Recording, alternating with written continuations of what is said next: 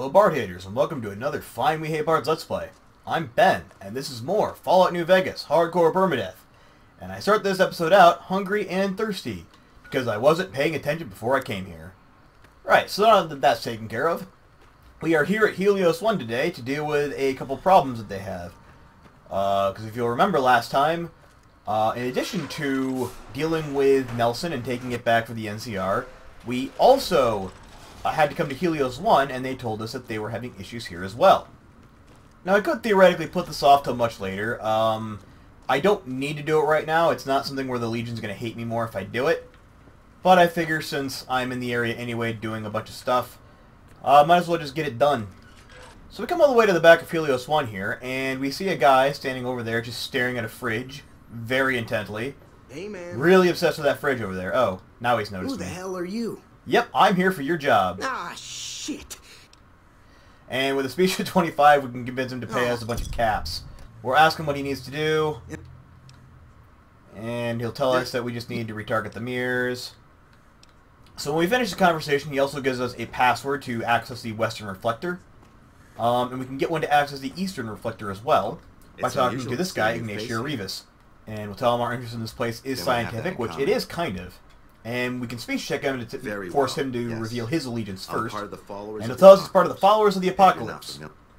So to summarize what this mission is all about, basically, the NCR wants to use this place as a power plant. In order to do that, they need to get up there to the top of that tower up there and access a couple of switches and controls that will redirect power using sunlight to allow them to power the Vegas Strip. And there's a couple interesting choices you can make here, because the NCR wants you to just reroute the power to the Strip and to McCarran so that they can take advantage of it. But Ignacio Rivas, a member of the followers of the Apocalypse, who mostly just wander the wasteland trying to help people, they're generally more neutral, they say that power needs to go everywhere, even to places where the NCR has enemies. And that's generally what I do. It's means slightly less power output all around, but it usually gets you the better reward. Anyway, the first thing we need to do is come in here, because the first terminal is right there, and as you can see, it is trapped to the dickens. And interesting thing, I've never quite understood why some of these traps and things were here. Ow. One moment, everyone. I was hoping to avoid that mine there, but apparently I'm an idiot and I couldn't. Yeah, as I was saying though, presumably this is the NCR's way of keeping people out. I think the NCR set this up. I don't know who else would have. But if you disarm the traps, they don't care. You just disarm the traps, come right on in here, and use the terminal to reset the mainframe connection. This is all the first part of what you need to do for the quest. There's a second part we actually have to do where we have to get up there. But first, they want us to reset the terminal connections down here so that they can effectively work. Which brings me to part 2 of why this is a bit of a weird little quest. Because now, we have to go and kill some dogs.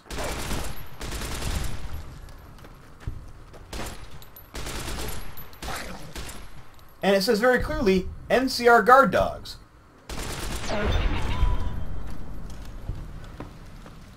Yeah, I assume the NCR put these dogs here to guard this place and prevent anyone from getting in. But if you kill them, they don't care. And with both of those terminals activated, we can now go into Helios One itself and make our way through to actually do what we came here to do. Now, they mentioned it a little bit earlier, but I want to reiterate this because it's going to play into my strategy a lot. There are robots all throughout this facility. Our first instance of them, I believe. The first time we've actually had to fight a lot of them. Or any of them, to my knowledge. And especially if you take too long to come here, they will be fairly powerful. You might even run into a Mr. Gutsy, which would suck. One thing we can do to help is right over in that room, so I'm just going to kind of make a run for it. Now there's a mine right there. I'm afraid I'm a very lethal killing machine. I'm surprised I didn't go off while it was waiting for me to disarm it. These are also mines as well. They're active, as you can see, because of the light on them. Ah, there's one more mine right there. So when you're done disarming the mines in this room, come back and hack this terminal at the back part, and you will see an option for deactivate turret system. And with the turret system deactivated, that'll make this whole level a bit easier. Uh-oh. That's a Mr. Gutsy. I think. That might be Mr. Handy, but I'm pretty sure it's a Mr. Gutsy. That's a Mr. Gutsy. But luckily, I've got this machine, so it'll make quick work of him. Yeah, if we hadn't deactivated the turret system, we would have had to come and kill not one, not two, but 3 turrets in this area, which would have been a bit of a pain in the arse. It actually isn't that hard to really destroy the turret if you get a good shot on it. You can actually do it in one hit. I've done that before. It's just they do a lot of damage to you, and they can hit you from a long ways away. So it's usually better to just deactivate it and make life easier on yourself. There's a fair amount of stuff in here that can be looted as well. Like if you go to the bottom of that area I was just in, there's a safe, average locked, which I'd much rather pick the lock on a safe than do that stupid god-awful hacking minigame. So that's good. And yet again, I go to the theme of breaking my bobby pins. There we go. And yeah, you got some pulse grenades and pulse mines in here, which are really useful for this area if you use mines or use explosives, because they do a lot of extra damage to robots. So down this hallway, if I'm not mistaken, there should be yet another Robo-Brain. Nope, it is a Mr. Gutsy, but sneak attack should do us good here. Oh, one-shot kill. I forgot how good this machine is. Random trivia fact, in case anyone didn't know, this machine is actually based off of the M1 Garand. It's right down to the little noise it makes when you reload it, so that cheers me up a lot. Right, so it looks like they already know that I'm here. I'm in caution at the moment. Ah, back to hidden. Okay. So as long as I'm sneaking, we should be good. I am in medium armor as well, so it's going to be a bit harder for me to do so, even outside of my slightly lower than I would prefer sneak. Okay, so I'm not seeing anyone's directly in front of me. Or they're just way the hell below me and I couldn't get a good shot at them. Every day is a good day to Uh-oh. die. Found one! Nothing I like better than making some other poor best. I don't think he could fire over top of that little barrier, though. Oh, look, a water source. A zero raz water source. Alright, so the remainder of these guys should be right through this door. I don't know how many of them there are. I think all the rest are Protectrons as well. Protectrons are relatively kind of useless in this game. I've never actually had that hard of a time with them. There are certain... I can't remember whether it was this game or Fallout 3 that had like an upgraded variant of the Protectrons that were kind of nasty. But the generic model of Protectrons are actually quite useless for the most part. Oh, don't break another bobby pin. Fuck.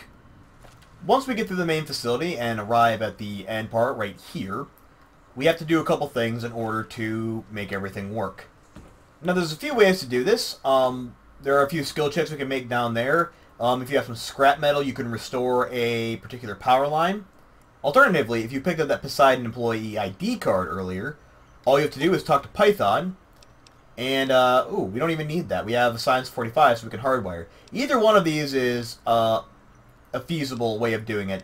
If you have the Poseidon energy card, you put that in. Otherwise, Science 45 or higher, you can hardwire, and that's what I'm going to do. That was supposed to give me experience. That's why I did it. And before he gets here, just to show it off, if you go here and activate Auxiliary Generator, with a repair of 35 and one piece of scrap metal, which you can find all over the place here, even on some of the robots you killed, you can do it yourself, or you can just have the robot do it. So you don't actually need any skill checks for this. If you find the energy ID card, activate robot, and then he fixes it. This isn't even locked, by the way. You can just use it.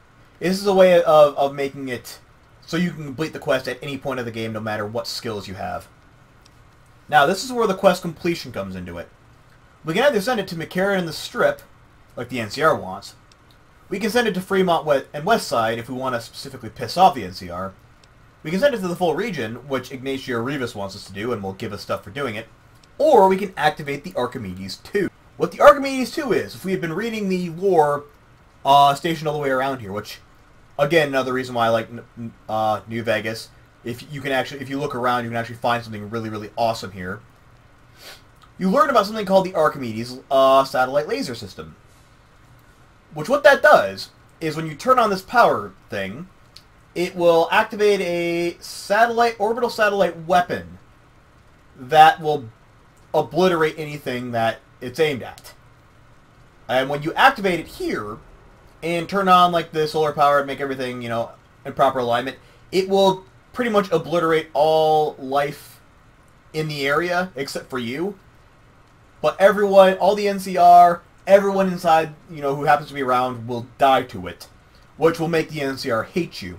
Later on, if you do that and you find a, actually you have to find a kid on the New Vegas Strip in Outer Vegas who will be chasing a little girl around.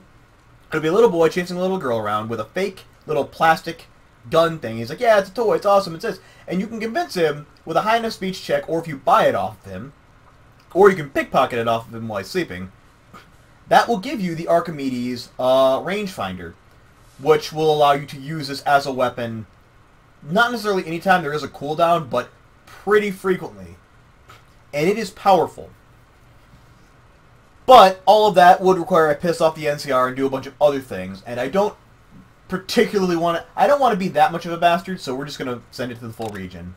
I just want to complete this quest as a good guy, and also I kind of want... Because I think Ignacio Rivas gives you a big book of science for doing it, which will give me a +3 to my science skill.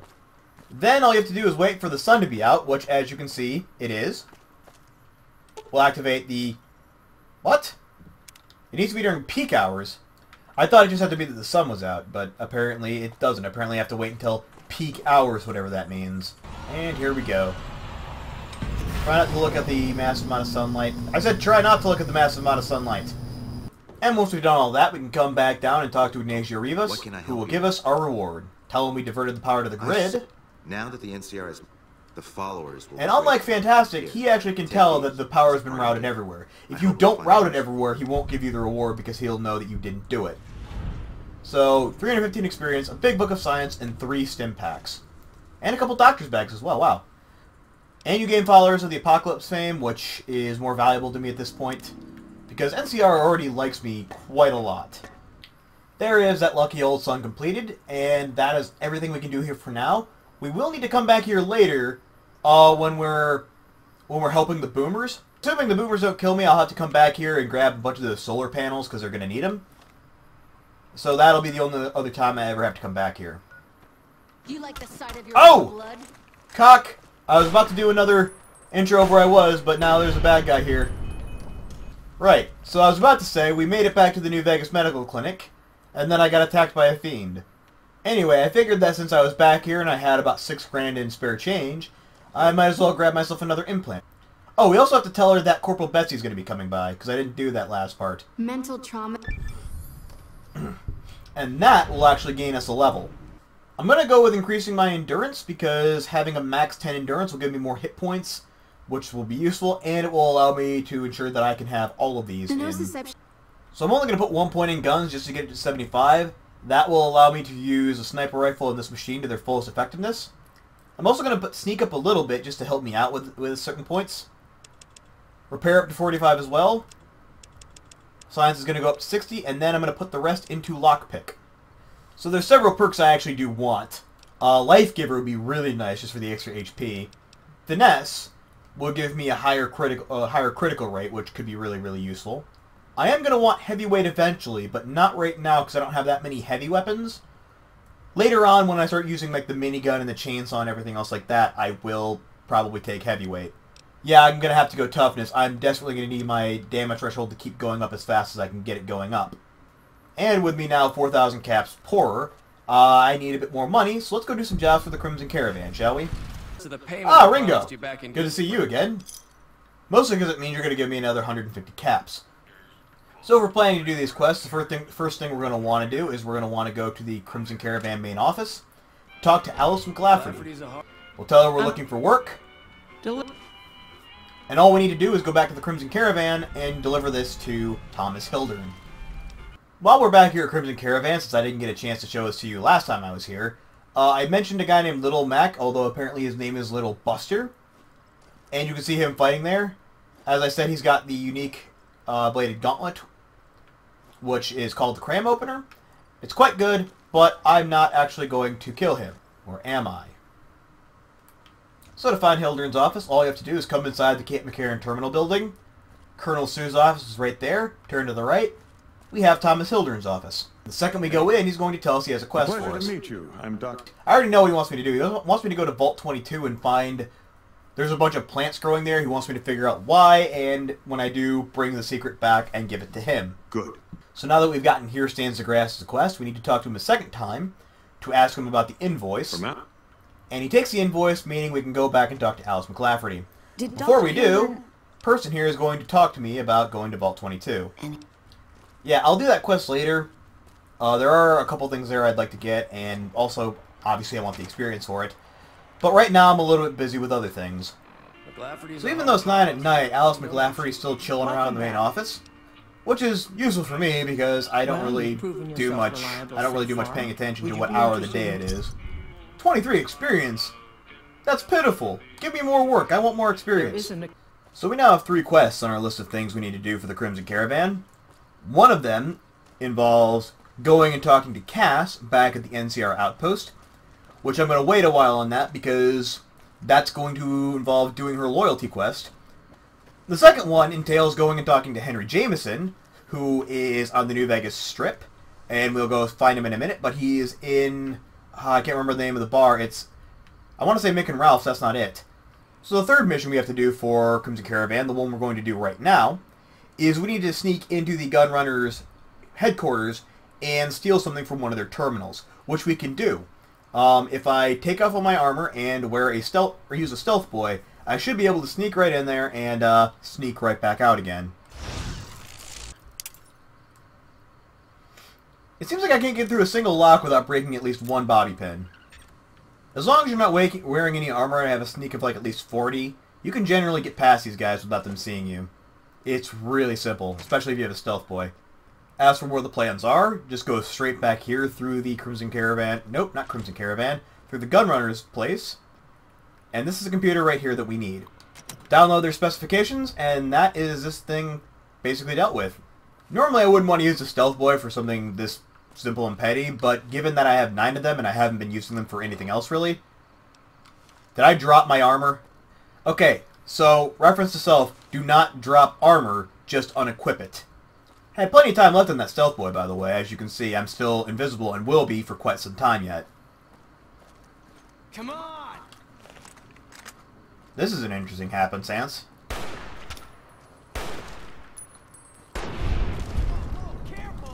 Yeah, I've never had a free-side thug attack me while invisible before. Not saying I didn't think it could happen, it was a bit of a weird situation to be in.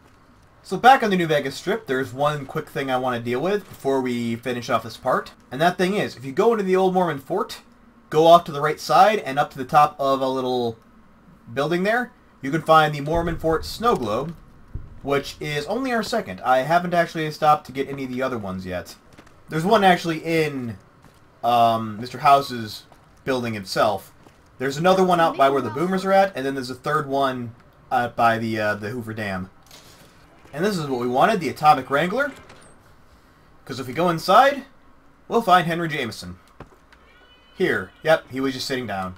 Shove off. You're making my...